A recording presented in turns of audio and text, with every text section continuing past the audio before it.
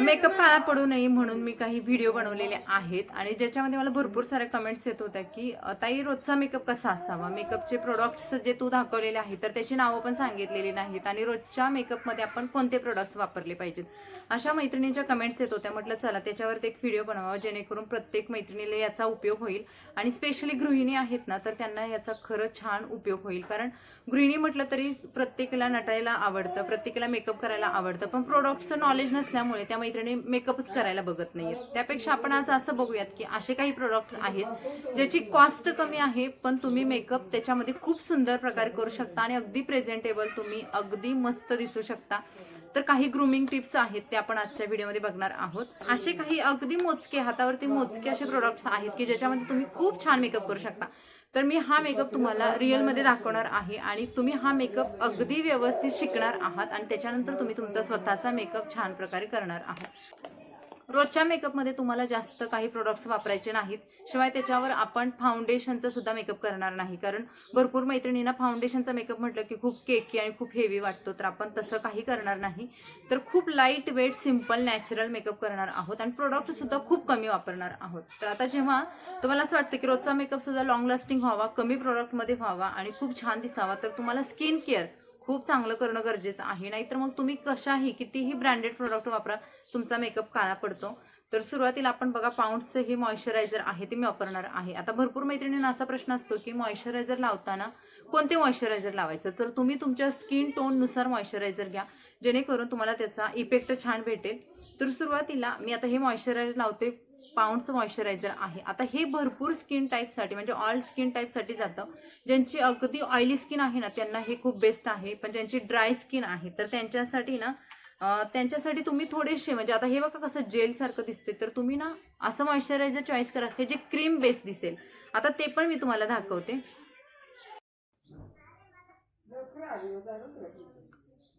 आता बघा सध्या मी गावी आहे त्यामुळे थोडासा बाहेरचा आवाज किंवा बॅकग्राऊंड तुम्हाला थोडं वेगळं दिसत असेल, थोडं ऍडजस्ट करून घ्या. तर तुम्हाला जर ज्यांची स्किन ड्राय आहे ना तर त्यांना बघा असे मॉइश्चरायझर जे क्रीम सारखे दिसतं, बघा हे क्रीम सारखं दिसतं आणि हे जेल सारखं दिसतंय, म्हणजे याच्यामध्ये थोडासा डिफरन्स असतो.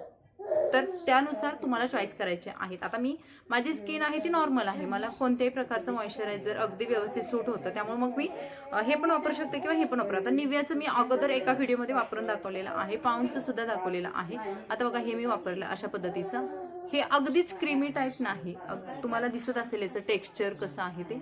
असं मॉइश्चरायझर छान प्रकारे लावून घ्यायचं. पहिली स्टेप आपली हीच असायला हवी की आपल्याला मॉइश्चरायझर मस्त लावून घ्यायचं आहे.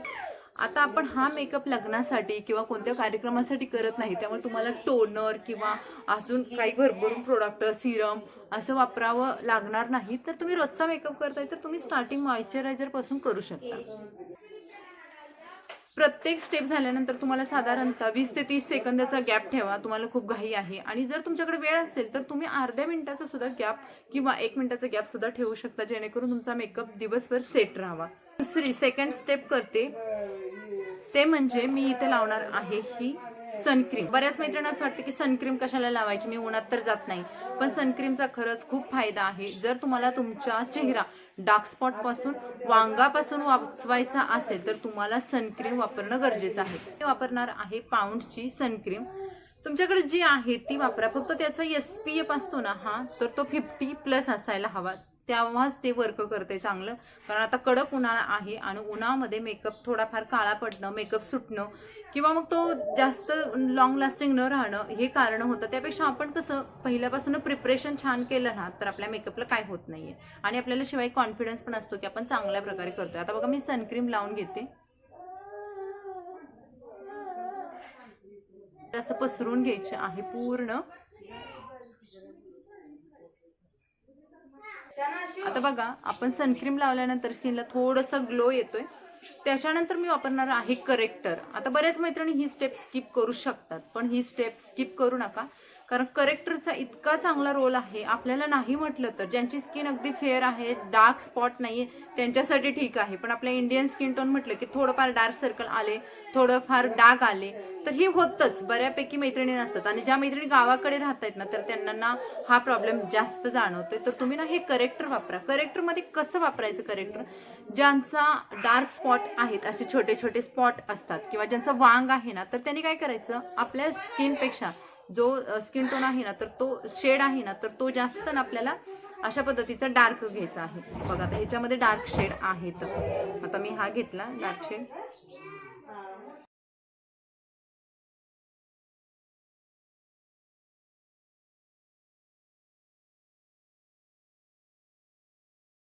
बघा फक्त मी इथे करेक्टर लावले आणि फक्त ना असं आपल्याला हाताने छान प्रकारे ते पसरून घ्यायचं आहे. बाकी काहीच करायचं नाही त्याच्यावर. मस्त प्रकारे पसरून घ्यायचं आहे. बोटाने तुम्ही पसरलं तरी चालेल, फक्त प्रोडक्ट काढायचं नाही, तिथल्या तिथे असं डॅप करायचंय तो प्रोडक्ट. तुम्ही जर जास्त ओढला खेचला असा तर तो प्रोडक्ट निघून जातो आणि आपल्याला हवे तसे रिझल्ट मिळत नाहीये त्याचे. त्याच्यानंतर आपल्याला वापरायचं आहे कन्सिलर.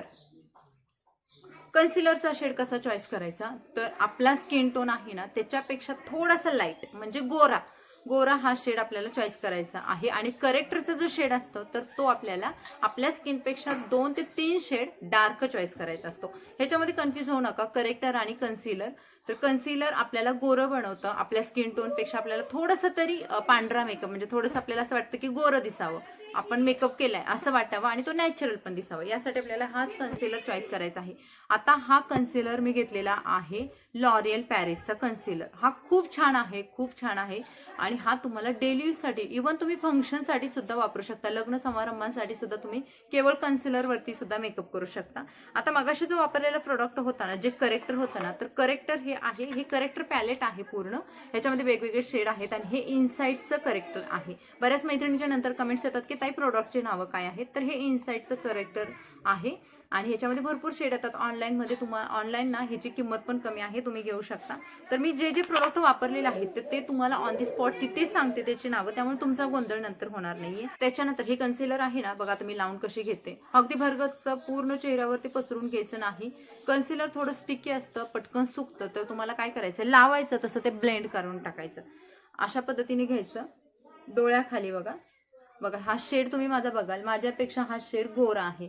जिथे जिथे तुम्हाला आणखी वाटते की डार्क स्पॉट आहेत, शिवाय आपल्या हायलाइट पॉइंट आहेत म्हणजे जे डोळ्याच्या खाली इकडे जिथे डार्क स्पॉट दिसत आहे तिथे इकडे इकडे हायलाइट पॉइंट पण लावायचे आहे आपल्या कपाळावरती, आयब्रोच्या इथे इथे 1-2 असं लावून घ्यायचं.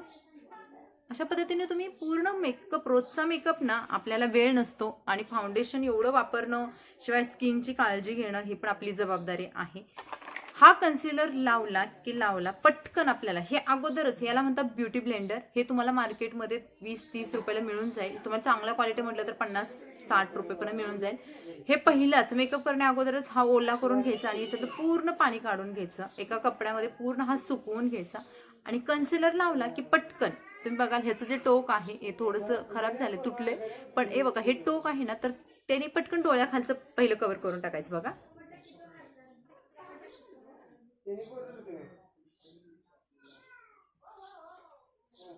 डोळ्याच्या वरती पण तुम्ही तोच ब्लेंडर फिरवायचा पटकन लगेच.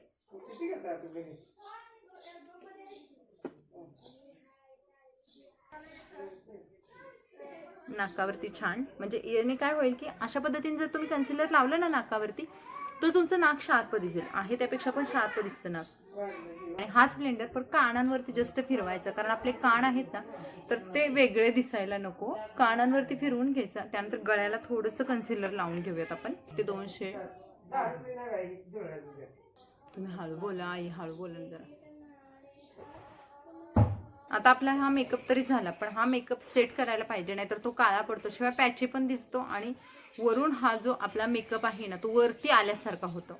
कारण आपला स्वेट म्हणजे घाम वगैरे येत असतो कंटिन्युअस, स्किनमधून ऑइल सिक्रेशन होत असतं, त्यामुळे आपला मेकअप काळा पडतो. तर तुम्हाला हा मेकअप लॉक करायचा आहे. मेकअप लॉक करण्यासाठी मी इथे लूज पावडर वापरते. तर ही हिलरी रोडाची लूज पावडर, बनाना पावडर आहे आणि याच्यामध्ये काय असं शेड वगैरे नसतं. हे आपल्या इंडियन स्किन टोनला, तुमचा सावळा शेड असू द्यात किंवा तुम्ही फेअर असू द्यात, मीडियम स्किन टोन असू द्यात, कशाही प्रकारचा स्किन टोन असला तरी सुद्धा तुम्हाला ही छान प्रकारे सूट होते. अशी अगदी घ्यायची, पूर्ण चेहऱ्यावरती दाबून घ्यायची नाही. यामुळे काय होतं की ही पावडर जास्त प्रमाणात लागते आणि केकी मेकअप होतो. तर काय करायचं की अशा पद्धतीने डॅब करायची, पूर्ण पावडर याच्यातली काढायची, म्हणजे जास्त पण नाही, फक्त हलकं 1-2 डॅब करा. बघा ही एक्स्ट्रा पावडर आहे ना, तर ती निघून जाते. आणि त्यानंतर मग आपण आहे ही पावडर ना अशी चेहऱ्याला लावून घ्यायची. ह्याच्यामध्ये थोडीशीच पावडर उरलेली असते. तर बघा मी अशी काढली पावडर जास्त एक्स्ट्राची आणि त्यानंतर माझा जो मेकअप आहे तो मी सेट करून घेते, लॉक करते मेकअपला.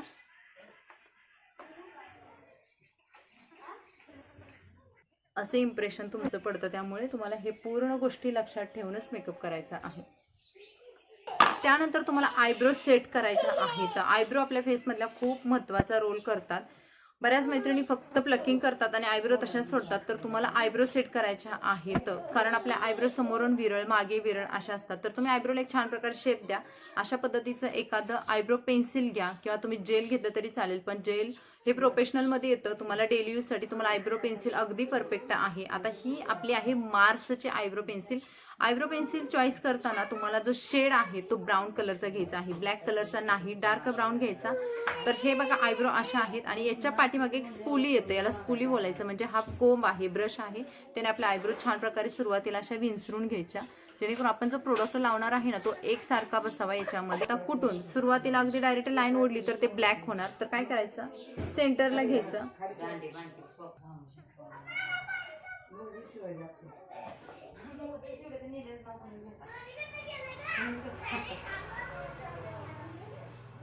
तुम्हाला लाईन वाढवायची असेल तुम्ही छान प्रकारे लाईन सुद्धा वाढवू शकता. आणि याच्यामध्ये सेंटरला ना मस्त प्रकारे अशा उभ्या पद्धतीने असं थोडंसं भरायचं आणि त्यानंतर या स्पुलीने म्हणजे या ब्रशने छान प्रकारे असं सेट करून द्यायचं. जास्त झालेला प्रोडक्ट पण आपला निघतो आणि आयब्रो पण छान प्रकारे एकसारख्या दिसतात. बघा तुम्ही, तर मला अशा मोठ्या थोड्याशा आयब्रो हव्या होते. तर मी काय, त्यानंतर रोजच्या मेकअपमध्ये आणखी एक महत्त्वाची येणारी गोष्ट म्हणजे आपली काजल पेन्सिल. बऱ्याच मैत्रिणींना काय होतं की काजळ घातले की डोळ्यातून पाणी येतं. मग तुम्हाला काजळ घालायचंच नाहीये का? तर असं नाही. त्यासाठी तुम्ही एक छोटीशी ट्रिक वापरू शकता. काय करायचं, काजळ पूर्ण डोळ्याच्या आतमध्ये न घालता करायचं, जिथे आपली वॉटरलाईन आहे ना त्याच्यावरतीच हे काजळ फिरवायचं असं मस्त.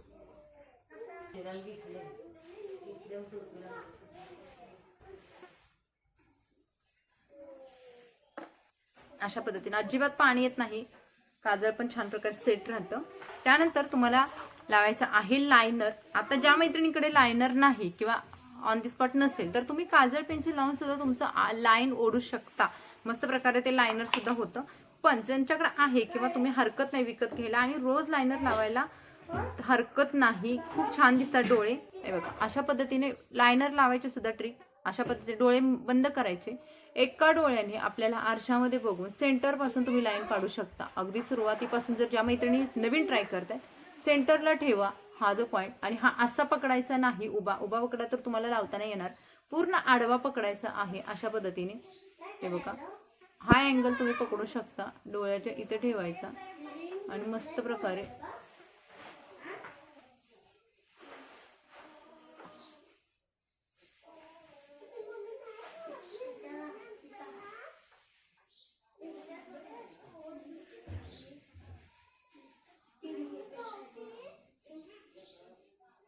आणि जिथे आपण काजळ आणि लायनर लावणार तो पॉईंट फक्त आपल्याला असं लायनरने थोडंसं जॉईंट करून घ्यायचा.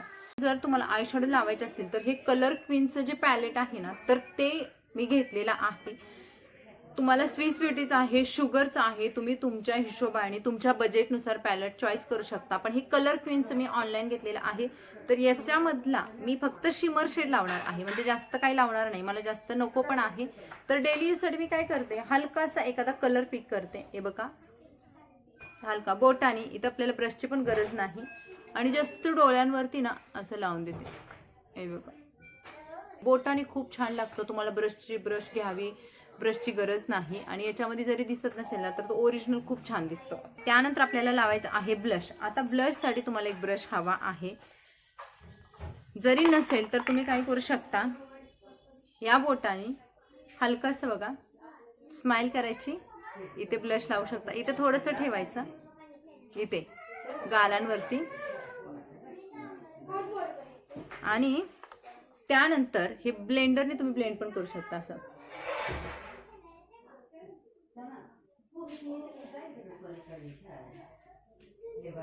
त्यानंतर आता आपण लावूया लिपस्टिक आणि इथे आपला मेकअप एंड होणार आहे लिपस्टिक लावून. हे बघा हा मी कलर चॉईस केलाय, ही स्विस ब्युटीची लिपस्टिक आहे आणि याचा शेड आहे 215 हा याचा शेड आहे.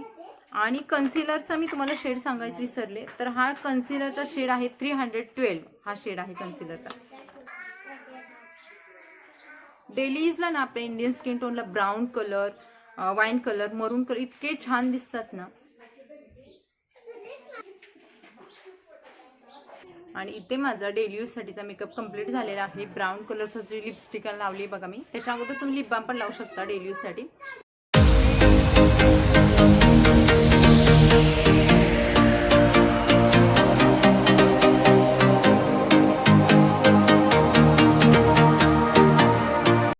तर मैत्रिणींनो, हा झालेला आहे आपला आजचा व्हिडिओ.